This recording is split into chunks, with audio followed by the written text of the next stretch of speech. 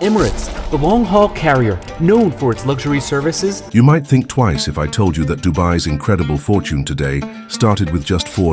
Back in 1937, Dubai was under British control, using the same currency as them. The British saw Dubai's location as a strategic gem. It sat perfectly between Africa, Asia, and Europe. Recognizing this advantage, British Imperial Airways sought to establish a base at Dubai's ports. An agreement was signed, allowing their long-range aircraft from the UK to land, refuel, and continue their journeys to India and other Asian colonies. And the price for this deal, just $4, a sum that even covered the salaries of security guards at the time. And what damage Dubai's debt revelation has done not only to this emirate, but to the UAE and the Gulf as a whole. Who could have imagined that the humble refueling stop of the past would transform into one of the busiest airports in the world today, or that the airlines based here would rise to global dominance? Emirates Airlines wasn't built on luxury alone. It was forged through hardship and vision. From a small city's airline to one of the biggest names in aviation history, Emirates has become a global giant in record time. How did it become the world's largest airline today? Abu Dhabi was built on a sandbank, so it's never had a proper harbor.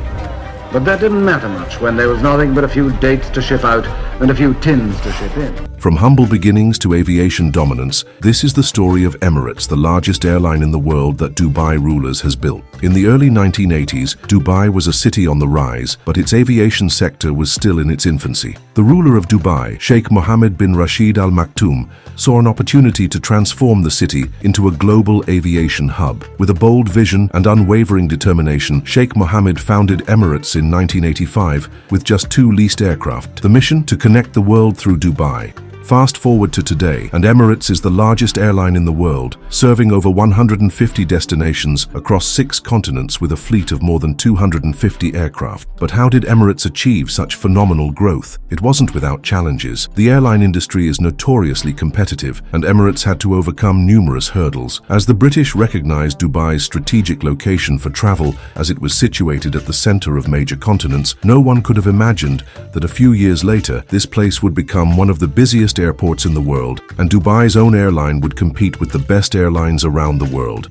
In the 1950s, Dubai's ruler, Sheikh Rashid bin Saeed Al Maktoum, foresaw that the city's oil reserves would deplete within 30 to 40 years. To secure an alternative source of income, he observed how the British utilized Dubai's strategic location for their airlines, paying only nominal rent. In response, Sheikh Rashid took decisive action by initiating the construction of Dubai Airport in 1959. By its launch in 1960, the airport featured a single runway, a modest terminal, and a compacted sand strip, suitable primarily for small aircraft. Significant upgrades followed in 1965, with the installation of a proper metal runway, facilitating the arrival of the first jet aircraft from Middle East Airlines. Each subsequent year saw Dubai's ruler introducing new and advanced facilities at the airport. By 1969, 9 airlines operated from Dubai, collectively serving 20 destinations, a number that expanded significantly by 1980. The world's leading airlines flights used to stop at Karachi International Airport in Pakistan for refueling, but gradually Dubai managed to attract all that traffic to itself in 1980. Sheikh Mohammed bin Rashid Al Maktoum, who was the defense minister of Dubai at the time, was offered a deal by Gulf Air. They asked him to announce that Gulf Air was the official airline of Dubai, which would allow Gulf Air to start international flights and benefit Dubai as well in return. Dubai would get 50% of Gulf Air stocks. However, Emirates' strategy was simple yet ambitious: exceptional service, a modern fleet, and strategic global partnerships. While other airlines struggled with high costs and fluctuating fuel prices, Emirates capitalized on Dubai's strategic location at the crossroads of Europe, Asia, and Africa. But it wasn't just about size. The challenge was immense at that time. The price of Boeing was $25 million, and additional costs included training pilots, crew, and engineers, which meant Dubai needed to invest at least $607 million in a new airline with no guarantee of success.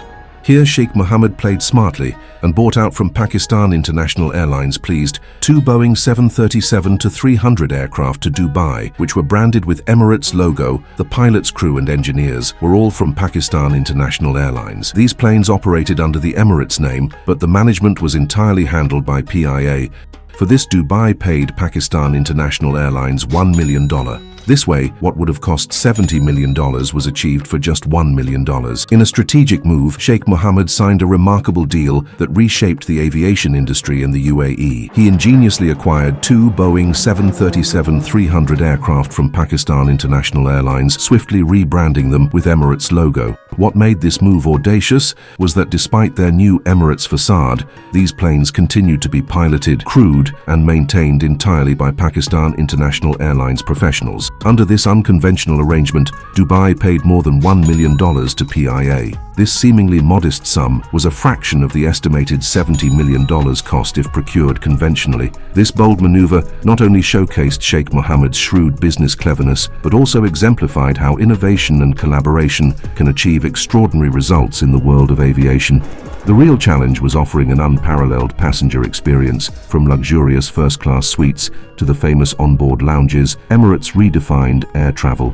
However, the journey wasn't always smooth. Emirates faced severe turbulence during the global financial crisis of 2008. The global recession in 2008 came at the worst possible time for such enormous investment. With plummeting passenger numbers and rising operational costs, the airline reported losses amounting to over $1.5 billion. The situation looked grim. Critics questioned whether Emirates could sustain its rapid growth and high standards amidst such economic turmoil. The airline came under heavy criticism, with some arguing that its bold growth strategy was unsustainable. But Sheikh Mohammed and his team refused to back down. They doubled down on their commitment to innovation and excellence.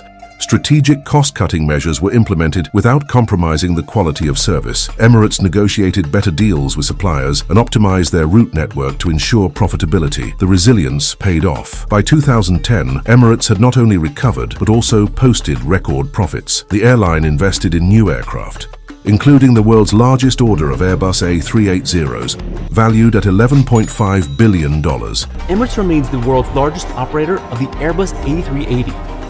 The Emirates Airbus A380 can seat over 600 passengers and has a range of roughly 9,000 miles. Emirates' comeback was a testament to its strategic foresight and relentless pursuit of excellence. Emirates is one of the best airlines I've traveled in. It almost feels like a 5-star hotel. The airline continued to push boundaries, launching new routes and enhancing passenger experiences. Today, Emirates stands tall as a symbol of Dubai's ambition and success. It dominates the skies, offering unparalleled service and connecting millions of passengers worldwide. Going back to dates, Emirates' first flight took off on October 25, 1985 from Dubai to Karachi. Subsequently, destinations like Mumbai, Delhi, Colombo, Oman and Cairo were added in its first year. Emirates carried over 260,000 passengers and recovered the initial $1 million investment by 1987. Emirates bought its own aircraft and returned the planes to Pakistan International Airlines in the early 1990s during the Gulf War. Today, Emirates is a global aviation giant, operating over 3,600 flights per week to more than 150 destinations worldwide. With a fleet of over 250 aircraft, including the iconic Airbus A380 and Boeing 777, Emirates continues to set standards for luxury and efficiency in air travel. In recent years, Emirates has reported impressive financial performance,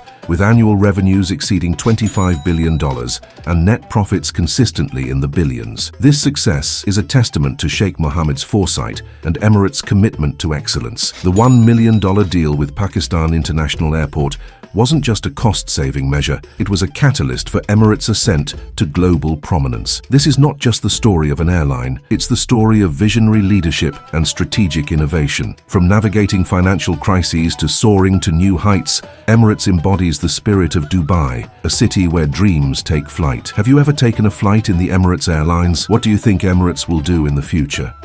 Well, I am sure you are going to love to watch our video Flying Taxis in Dubai by 2026 on our channel. Make sure to subscribe to us and never miss our amazing videos like this. Thank you for watching, and we will see you in the next video. Till then, stay tuned.